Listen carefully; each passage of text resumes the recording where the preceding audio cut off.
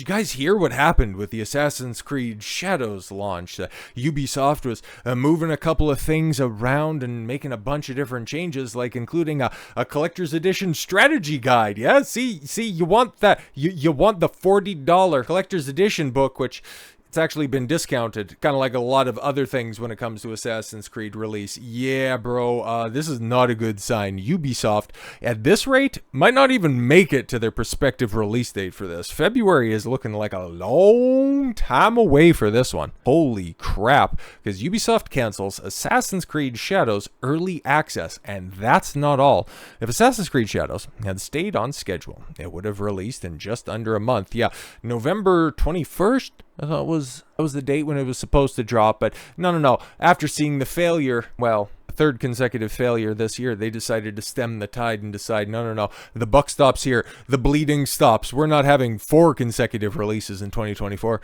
We'll stretch out 4 consecutive bombs across 2 years. Now, players who purchase the Assassin's Creed Shadows Collector's Edition won't be getting early access to the game. Oh, is it that unfinished? Because that's interesting. Because they bought themselves, an additional 3 months, 4 months to work on this project? And they don't want you to have 3 days early access. I'm pretty sure that's all you got, right? Like, that's the way that Ubisoft runs their stuff. They charge you a premium for something by releasing it on a date when video games traditionally used to launch, and then just artificially pushed back the date that the rest of the plebeians out there that didn't want to shell out all of their worthless shekels for the privilege of playing their unfinished slop. I hate that practice so much. As reported by Insider Gaming, Ubisoft confirmed the cancellation of Assassin's Creed Shadows early access during a Discord Q&A session. The company also reiterated it would not be moving forward with the plans of implementing season passes. That's another big thing, because the DLC strategy, that has been plaguing. The monetization practices of Ubisoft have been in question for, hell, as long as I can remember. They have been just as bad as EA. It's just EA managed to get more of that bad faith for reasons that I can't really explain, because Ubisoft has been just that bad. They have had deluxe and gold editions for a lot of their marquee games for as long as I can remember. Since DLC has been implemented, they've been doing day one and planned content drops. So for them to just completely cut out the season passes, how much of a failure was Star Wars Outlaws? Because remember, they had a season pass. They had multiple seasons planned. You could have a mission where you could go to Jabba's iconic throne room, and then you could also go on a mission with Lando Calrissian. Remember Lando? Remember Jabba? Darth Vader's in the game. It's so great. It's wonderful. But nope. Is that going to be the last game that Ubisoft releases that has a season pass? And then when the game ultimately launches on Steam, which I've got this all pulled up because it's interesting to take a look at the numbers. So, right, Star Wars Outlaws releases on Steam the 21st of November, which I think it was the 14th Shadows was supposed to release. So a week after the first release date, right? We've got some preliminary numbers for how it's doing over there on Steam. And, well, it's got 4,600 followers. It's 410th on the wish list. 53 people are watching the game on Twitch and 203 people in the past 24 hours. Not great. Not great at all. The game is dead as a doornail. And I mean, there's a supercut that's out there, which, shout out Mahler, he got in contact with a guy that did it, I think, or something like that.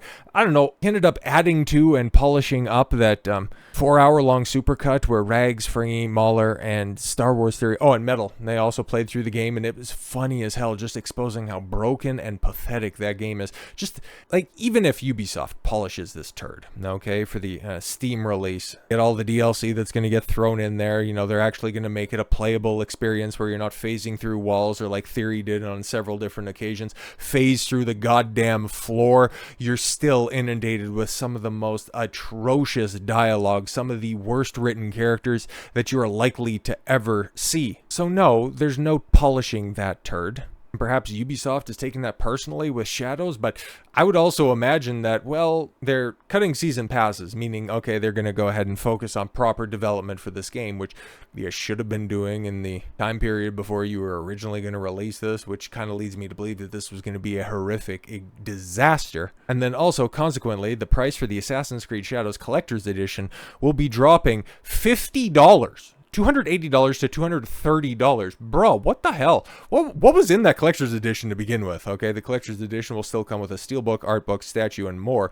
However, there may be additional changes to those products before the final release. What is there? A few busted Tory gates that you're going to have to go ahead and redo because you've offended the Japanese audience quite enough? And how much excess fluff is in there where you could cut $50 from the collector's edition, or were they just not moving? As I've stated this before, like I used to be a big fan of the Assassin's Creed franchise. Like from 2 until 4, I bought all of the collector's editions, mostly because they came with a statue, they'd come with an art book, they'd come with, the steel bookcase, all that crap, and they weren't any more than 80, 90. I think maybe the most was $100 for Black Flag, but I seem to recall there was one that came with, I think it was a Jack in the Box. It would have been for Brotherhood. Whatever one first had multiplayer, which was actually pretty fun. Played a little bit of it. It was unique at the time. Like those collector's editions, they at least were inspired. They had things that you wouldn't anticipate wanting, but if they were on offer, well, hell, I'd pick that up. And then also, like, it just kind of memed at the beginning by saying, oh, look, you can get a,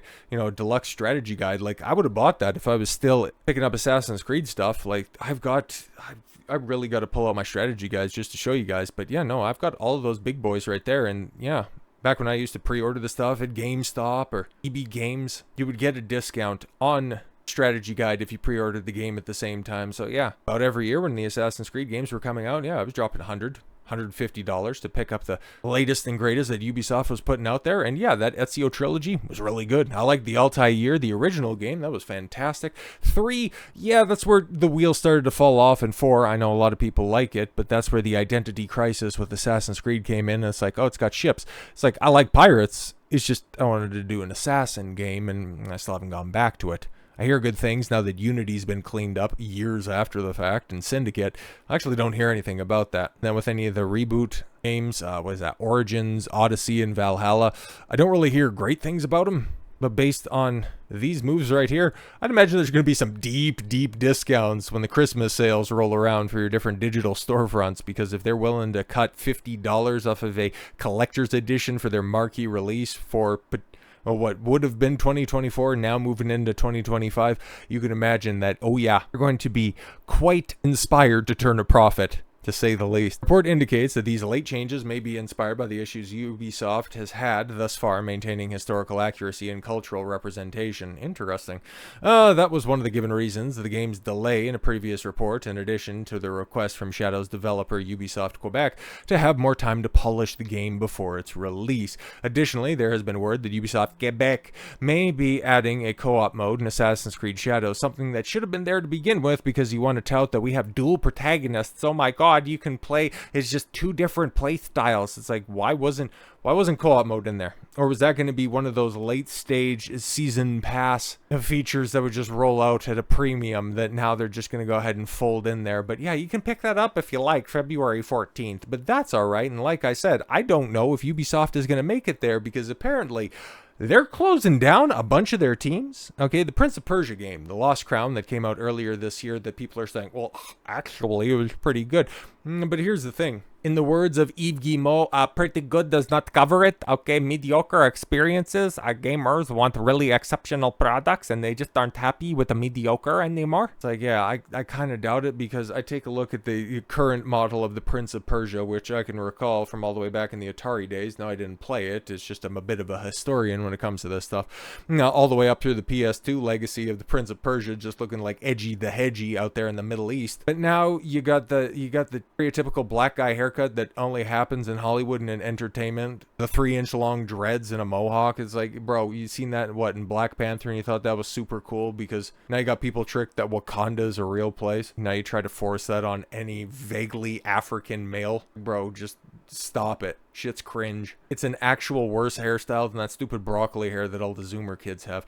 A new rumor alleges that Ubisoft disbanded the Prince of Persia: The Lost Crown development team. Oh no, that's so sad. Rumor comes from French YouTuber channel Origami. whose host detailed that at the Ubisoft Montpellier office, employees were seen transporting boxes of supplies from one floor to another. He then notes the reason was being done is because Ubisoft disbanded the Prince of Persia: Lost Crown development team. Either that, or they refused to come back from their goofy ass strike, and it's like, fine, if you don't want to work, you're fired. Oh damn! Oh, what happens? I need to have this job so I can support my wine and cigarette habit. Using YouTube's translate function, the Origami host states in recent days at Ubisoft Montpellier, we are transporting boxes from one floor to another, and it's quite a symbol because it is that of dissolution, not announced to the public, but completed of the team Prince of Persia: The Lost Crown. Yeah, as you can see, rough translation, obviously. Host went on to share the decision to disband the team was made shortly after the game released at the beginning of the year, released January 18th to Switch, Xbox, and PlayStation. Yeah, exactly. He said it was clear in the spring, in fact, a few patches, a DLC, and we are packing up. Yeah, exactly, which kind of leads me to believe that after Shadows, I don't actually know what's on the slate for Ubisoft, at least when it comes to big tentpole releases. They've been threatening Beyond Good and Evil 2 for like over a decade at this point in time, so I wouldn't necessarily say that they need to stick around in order to make sure that that one gets released. Yeah, I think we'll be fine if we can just go ahead and not have that, especially from modern day Ubisoft. But I don't know, like a small team working on updates of Rainbow Six Siege, is that what we're doing? Because they've apparently outsourced the Splinter Cell remake, which no thank you. Remakes, remasters at this point in time, I don't want them. I really don't want them. I'll go back. They'll find a way to jerry-rig a PS2 if I want to go back and play that original trilogy of greatness that Ubisoft used to be capable of producing. Because to see them in the state like this, like, Ubisoft has produced some banger games, bro. Like, don't let modernism cloud the fact that this used to be a top-tier studio. There's a reason that their stocks were trading at like $90 per share, because they were some of the most reliable producers of just quality games. Now they're having delays, slashing prices, moving what used to be unnegotiable pillars to support the further development of games with season passes, and what they do publish ends up getting mocked and ridiculed longer than the game's actual life cycle. It's crazy. In a year full of bombs in the gaming industry, very few highlights, but the highlights are awfully bright, but the lows are awfully dim. Ubisoft started off the year so arrogant by saying gamers need to get used to not owning their games. We have a quadruple A experience on the horizon with Skull and Bones, and how are they ending the year? None other than tucking their tail between their legs and trying to make 2025 start off with a big value proposition in order to save as little phase as possible. It's kind of crazy how quick a studio can implode. To be fair, couldn't happen to better people. So with all that said, thank you all very much for the gift of your time. I've been Don Consuelo. I want you to follow your gut and get after it. Take care, everyone.